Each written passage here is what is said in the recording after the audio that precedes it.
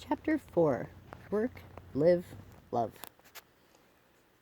It was also in the spring that a new business opportunity arose. Crystal had previously worked with museums, creating educational exhibits for over a decade. Using this knowledge, she and Jerry created an educational exhibit for their local museum. It is a fact that museums have had a tendency to feature the history of a region from the settler's point of view. There was a desire to feature more Indigenous history and natural history of the area. It was originally named A Natural History of the Okanagan Told by Trees. The Rorschach test is the famous ink blot whose interpretation of what the individual mind sees derives meaning. Trees are the ultimate Rorschach test because they aren't random ink blots. They're living beings created by the universe. They are the stuff of stars. When we study nature's art, we can see it through many lenses. A left-brained secular view sees spalting as fungi growth. A right-brained imaginative view sees patterns recognizable to us, from which we can derive personal meaning. Trees are nature's carbon sponge. They soak up the CO2 in the air and turn it into a usable resource of energy and structure, wood. This was the natural history of the Okanagan, told by trees. Every growth ring captures a snapshot of the environment. Jerry had spent so many years investing time in gathering the logs from various sources, milling them into massive slabs, and working them into beautiful finished pieces of art. It was nice to see it pay off. Having a public exhibit at a museum is a monumental accomplishment for an artist. In June, Crystal's eldest daughter graduated high school. While it was anticipated for some time, several factors dampened the experience. They were moving at the same time as the graduation, and time was running out. Her daughter hadn't known what to do with her life and was not happy in her present circumstance. It was suggested that her father's home was always an option, and she chose to move away. It is hard having a child move away. It was decided her box would become a healing box. Thai massage, Reiki, yoga, first aid, and the animals' holistic healing now would have a space. The barn was extended to make room for more hay for the following winter. A covered space was made for the milking stand and arrival of a new baby. Camille Caramella was a 3-day-old Jersey calf the day she was picked up in Chilliwack. She was the size of the sheep and drank from a bottle 3 times a day. A baby cow bonded to a human is a beautiful thing. They built a food box to process and store food. Whether from gardening, butchering, making cheese, or canning, there would be a lot of food preparation in the future with safe storage required. The compost area was upgraded to have a white picket fence. One day it would be decorated as an epic suburban cul-de-sac. The dimensional wood storage started getting sorted away from the loads of lumber that had been brought throughout the move. Water towers were constructed to insulate the IBC tanks and add gravitational pressure. Jerry outdid himself by building a functional water house beside the kitchen. A hole was dug that fit 2 IBC tanks in the ground vertically. They were filled with drain rock and had holes drilled throughout the sides for drainage. Only gray water from the kitchen and bathtub would use this drain, so there was no concern of a septic system. 2 more tanks stood vertically on the drain tanks, towering upward 8 feet. Insulated walls framed in the space. A jet pump filled the pressure tank and the hot water heater. There was officially pressurized hot water on the farm. The bathroom took precedence and became an incredible work of art. The bathroom was framed with hot tub pallets and insulated. The inner space was ribbed with old-growth cedar and tongue-and-groove boards lining the ceiling. A composting toilet was built and a second-hand clawfoot tub was acquired. The previous owners had been incorrect about the size of the bathtub, so additional renovations were required to allow a few extra inches around it. It sat on a cedar slab, with the rest of the flooring was leftover boxes of acacia hardwood. It became routine that after a bath, a load of laundry would get started with the remaining bath water. The clothes would then get hung outside to dry. In the winter, clothes hung over the bathtub until drained thoroughly enough to use the clothes dryer.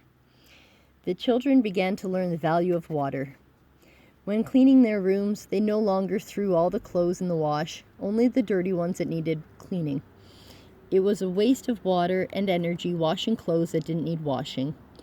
One of the girls had tried to use the washing machine once. After realizing how many gallons of water it took just for the wash cycle, and that this would need to be repeated for the rinse, the effort was decidedly not worth it. When you carry your own water, you learn the value of every drop. The autumn became a race to ensure the farm was ready for winter. Things that would damage with freezing needed proper storage. Over 25 5-gallon buckets of white primer had been acquired and needed a warm space. An addition was built on the power shed and the room was insulated. The stand-up freezer was turned so the door faced the exterior wall. The heat from the freezer helped keep the room warm, while the cool contents were accessible from the cold outdoors. Paint, glue, canning jars, and food cans filled the space, and no food or supplies were lost throughout winter. The great firewood wall of paradise was started. Without a wood-burning appliance, though, it was easy to start growing a firewood collection. Jerry had acquired a bandsaw mill with a 22-inch throat. It came time to set up as more lumber was required for building. Cedar telephone pole cutoffs were acquired and milled down to provide a whole new source of building material for Jerry and Crystal.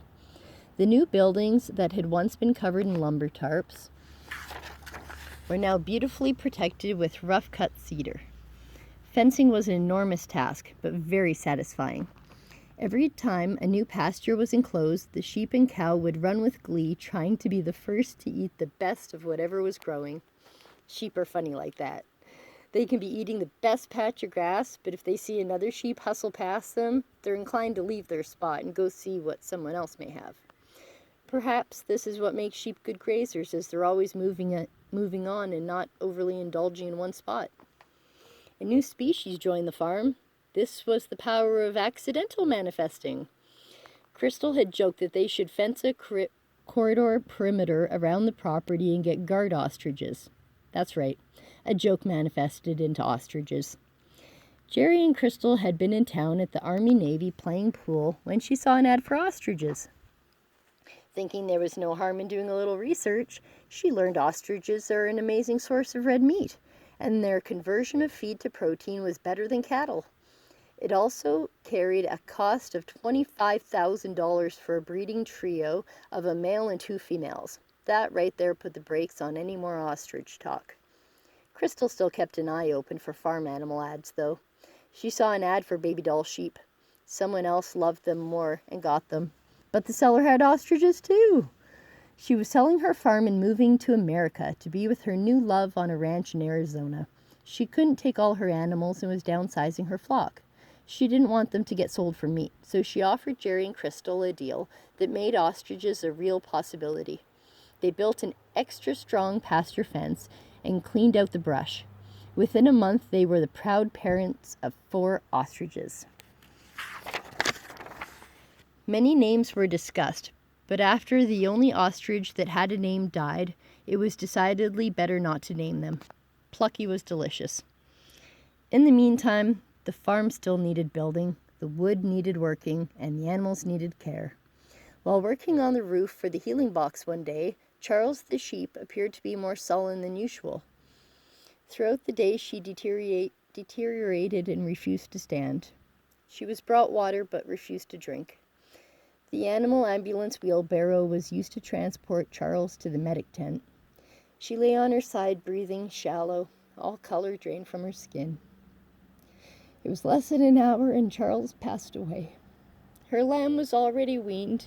He seemed to be searching for her and was quickly adopted by one of the other moms. It was devastating. Thankfully, paradise is built on pure beach sand, and it's very easy to dig a deep hole. It was discovered 2 days later when the sheep began displaying bottle jaw that they needed immediate deworming. No other sheep were lost. The twin girl lambs were kept and named Bree and Babybel, and the boys were sold to live out their summer as lawnmowers. Every day spent on the farm was absolute bliss. It's odd when one finally gets time to oneself, away from others' influence. The chorus of birds is astounding. So many different unique sounds and patterns coming together in a one-of-a-kind symphony. Do you know what it does to one's person to walk around their day surrounded by ever-playing positive background music?